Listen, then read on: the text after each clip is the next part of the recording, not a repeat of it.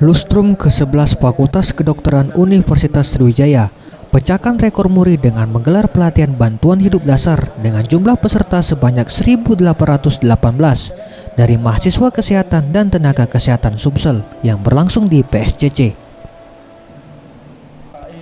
Gubernur Sumsel Alex Nurdin yang hadir dalam kegiatan ini mengapresiasi pihak penyelenggara yang dapat memecahkan rekor muri yang merupakan pertama di Indonesia. Dengan pelatihan ini, setidaknya setiap peserta yang ikut dapat bertindak cepat dengan memberikan pertolongan kepada orang lain.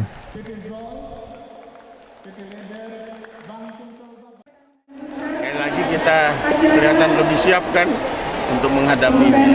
Dan kita sudah siap dengan untuk volunteer, itu ada 600 mahasiswa Politeknik Pariwisata Jakabaring yang itu akan menjadi garda terdepan juga untuk LO-nya, ditambah nanti 2.000-an lagi dari. Sementara itu Zulkifli, Ketua Pelaksana menambahkan, untuk jumlah peserta sendiri melebihi target, yaitu mencapai 2.000 peserta. Untuk pelatihan, peserta diajarkan cara menangani orang pingsan dengan memberikan nafas buatan dan memompa jantung.